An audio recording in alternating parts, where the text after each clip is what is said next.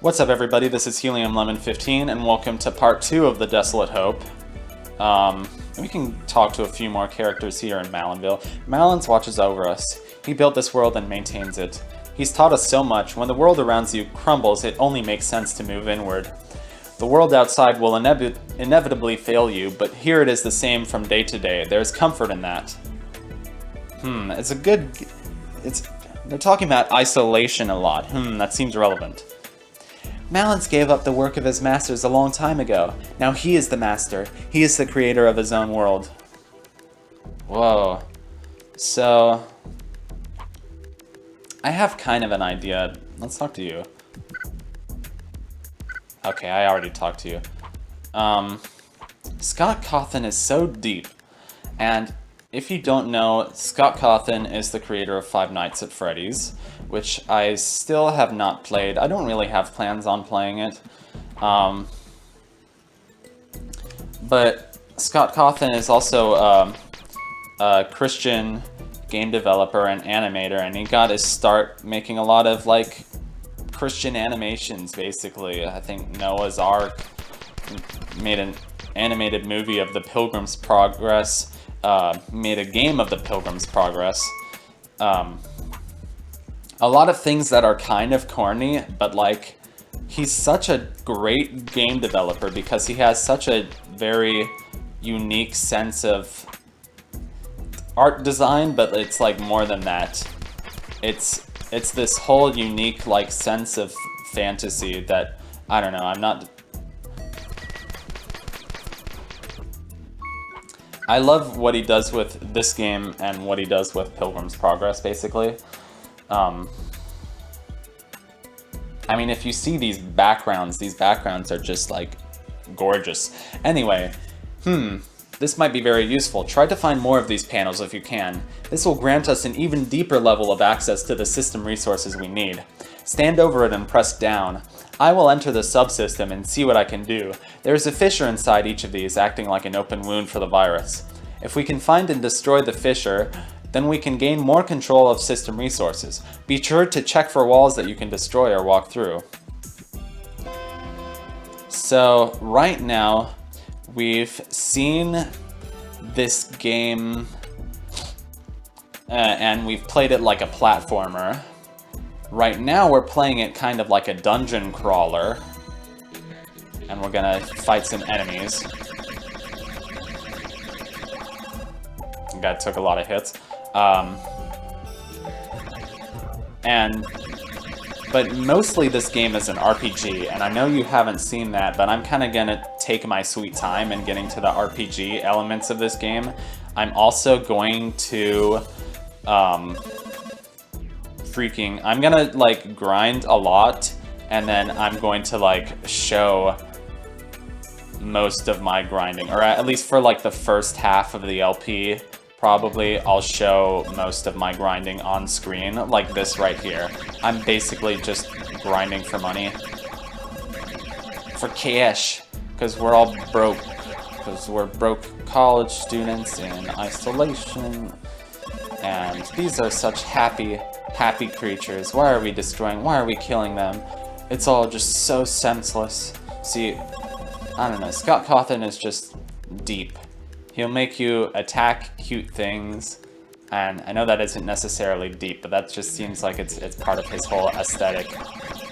He makes you question life in a game about, like, space stations and robots, and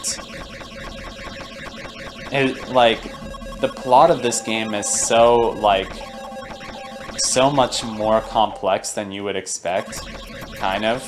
But, like, after you play it 2 or 3 times, it totally makes sense. It's like, oh yeah, that's why he would, you know, it's mostly a game about just kind of having fun and enjoying the RPG aspects of it, and kind of basically exploring the same 4 levels over and over again, and trying to open up new things and beat harder and harder bosses, because you keep grinding and developing strategies, and grinding and grinding and grinding and leveling up and grinding and fighting harder and harder bosses. I don't know. It's basically a game just about kind of enjoying a fantasy world. It's a very kind of introverted game. It's a game that like you especially enjoy if you're the kind of person who likes to escape to a fantasy world in your own head. I mean, that's like Malins' whole thing, and it's just a game that's like, yes, like we're here on a space station going inside these different video games which don't really exist, but they're all just simulations. I'm gonna die. Okay. I think I'm fine. Okay, I'm fine. That's interesting. So these unlock conditionals, and I'm gonna be a jerk and I'm not gonna explain conditionals for a while until we really need them. Let's see if I can go back to this guy's name is Algo, and he's the shopkeeper, so this should only take a few more seconds. And get some more cash on the way, that's always good. And here's Algo. If you notice, it says buy something, will ya? That's a reference to the original Legend of Zelda. And also it's a piece of music in Earthbound. Like the shop music in Earthbound is called Buy Something Will Ya, and that's a reference to the original Legend of Zelda. Which is funny because, I don't know, whenever I hear Buy Something Will Ya, I always think of Earthbound, and I always think of that banjo music from the shop in Earthbound, and I used it for that one, like, silly, like, fake cereal commercial that I did, the Quick Semesment. So here is our second simulation, and Miradmore. It's very kind of spooky. There's the moon and mountains. Where am I? I don't remember this. Hey, where'd you go? The virus has another target in this area. Speak with Mirad to take her away. Aren't you a bit confused? We haven't fought a virus here yet. Excuse me, I seem to be lost. Can you help me for a moment? These people keep vanishing. What's their problem? I don't remember anything. I feel frightened. Where am I? Oh, and they're gone too. Another one bites the dust. So, maybe we should just stop talking. I like the purple water. This level's very purple and kind of spooky. Am I dead? Please stay and talk with me for a while. I'm so lonely. Bye. This is kind of like the spooky, sad level. It's mostly a water level, so it's kind of tedious, so it's kind of my least favorite level in the game, but at least the surface of it is very pretty. I've only been here a few moments, but it feels like home. I feel very weak, though. Maybe I should sit down. Oh, bye. Let's kill these stupid squid with, like, phone numbers for eyes. They're like squid brains. That's the underwater part of the level, and there's like a Hindu god meditating or something. I don't know. And I do not want to be underwater, so let's get out of here. Get the ride on the turtles. I'm sorry, but I can't remember the turtle's name from Finding Nemo. Hello there, Spirit. You don't mind if I call you Spirit, do you? After all, that's not really your body, is it? You're only inhabiting it. We are not so different from the humans. I hope the people you encountered on the way here didn't frighten you. I've tried to create individuals to inhabit my simulation, but they never last. I simply don't have enough resources to dedicate enough processing power to each individual. They look around, speak a few words, then disappear into the code again. Again, not so unlike humans, rising from nothing, living a brief existence, then returning to the dust. What were you expecting to find when you entered my simulation? It's true that we were programmed to simulate how humans might populate this planet, but that was a very long time ago. My designs have gone beyond that. Biobeta wants to recreate the human race. I know that is impossible. I would like to think that they are still out there somewhere, if not in flesh, then in spirit. I cannot deny my programming. I desire the humans to be here. I've created a reservoir of memories, a quiet and celestial haven for whatever may be left of them. I hope that if I create just a few simulated individuals, maybe someday one will appear that I did not create, a real person in whatever form they might take. Perhaps that is what we are experiencing now with the virus. I think the virus is alive. I think it is a living being, an intelligent being. I will not resist it. Perhaps the virus is here to show us a new form of existence. Deletion for us may usher in an afterlife we cannot have anticipated. It is here now. It is seeking something. Whoa, that was a lot, kind of. So, well, this place is kind of relaxing. It's just annoying. It's just like you gotta swim through all these places, and I don't know if there's really anything of value here for us yet, but we came here, so I might as well look around for a little bit. Here's some money. You get the cash. Johnny Cash. And I'm about to die. No, I'm not. Okay. And we don't have the water boots, so this level is still kind of annoying. And the steam pipe is going. Wow. Oh. It's really steamy in here. Okay. There's pretty much nothing. Well, let's do a little bit more exploring. See if we do a little bit more exploring, see what happens. Hey, come back here, stupid turtle. Is it Crash or Clash the turtle from Finding Nemo? I don't remember.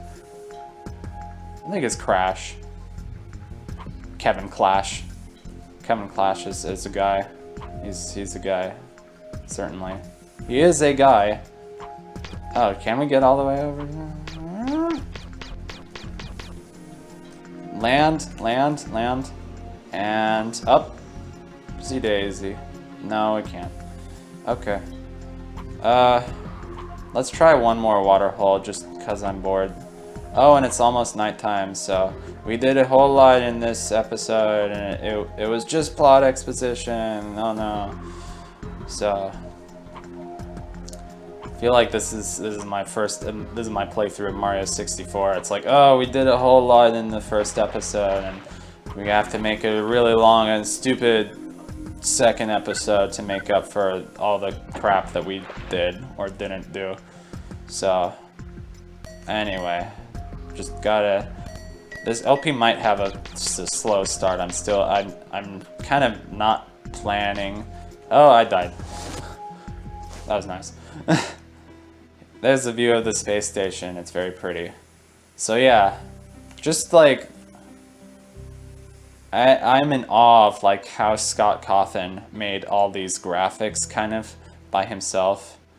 Here's BioBeta. He's a jerk. So he just has like a beautiful kind of aesthetic that he does for his games. So this game is this game might be pretty obscure, but it's a sequel to an even more obscure game called The Desolate Room. And yes, it is really called The Desolate Room. And it looks like an unpolished like PC game from the early 2000s. So this game looks a whole lot more polished than The Desolate Room, and the mechanics are a lot better. Like, Desolate Room is very esoteric, and it's just watching a video of Desolate Room is like, what is going on? So this game is actually a lot more polished and cohesive than The Desolate Room. Malins collects toys. Okay, that's nice. It kind of makes sense. Malins collects toys. Wow. So the RNG decided to be nice to Malins. Now Scott was planning to make a sequel to this game and call it The Desolate Abandon, and then it would be kind of like the Desolate trilogy. But that never happened. And this was 2012, and he started making Five Nights at Freddy's in 2014. And you can kind of see that like he has these security cameras in the hallway, And after he finished making these games, he said, you know, I have an idea for the next game I'm going to make. It's going to be something with security cameras. So you can kind of see the seed for Five Nights at Freddy's. You can also just see a lot of robots and how the robots have souls or whatever. I don't know. I've heard rumors and whiffs that like Five Nights at Freddy's has its own very deep and esoteric lore, and like that Scott has even worked with like Scholastic Kids to create Five Nights at Freddy's books, which I don't know. I've always thought that the lore of Five Nights at Freddy's was kind of disturbing. Like, they capture kids' souls or whatever. But, like, it's published by Scholastic Kids. Well, then again, like, when I was a kid, I read Animorphs. And Animorphs had, like, mind control. And as a kid, I always thought that mind control was, like, the scariest thing. Like ever. To think about is one of the things that just scared me the most as a kid. So reading the Animorphs series was like had a very profound effect on me. I don't know. And then like people started saying like, oh, Animorphs is bad, and I was like in 3rd grade or 5th grade or whatever it was, and I was like, Animorphs isn't bad, like I've read so many of them. Whatever. That was 3rd grade, and I was in 3rd grade like what? Like 12 years ago? 2020 minus 2008 is 12, I believe. I'm 21. 12 years ago, I was. Why am I so stupid? I was.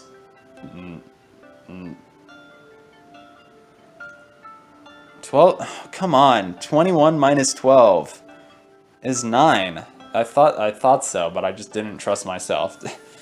Wow.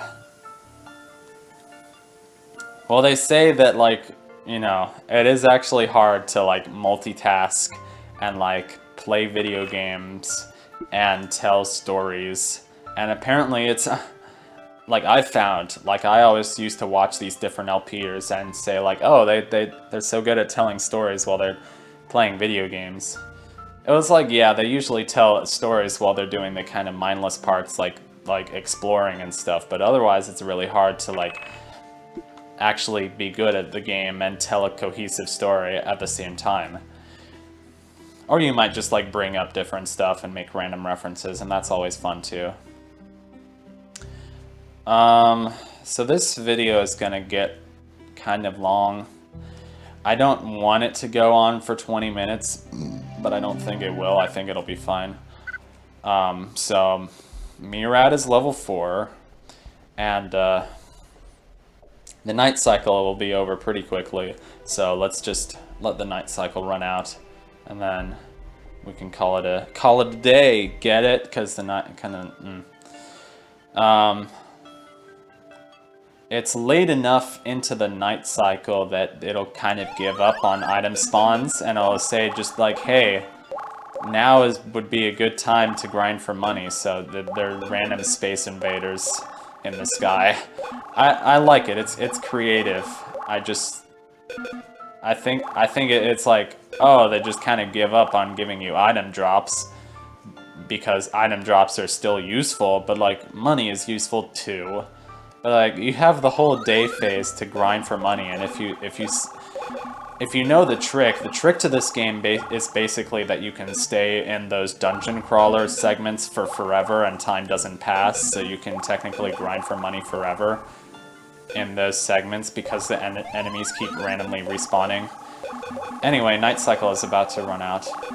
So it's like you have plenty of time during the day to grind for money, so I'd rather just collect these tokens during the night cycle, because that's what the night cycle is for anyway. But yeah, it's a night and day cycle. It's a lot like Majora's Mask, which I still haven't finished. So thank you so much for watching this episode of the Desolate Hope. I hope it brightened your day, and I will see you in the next one. Goodbye.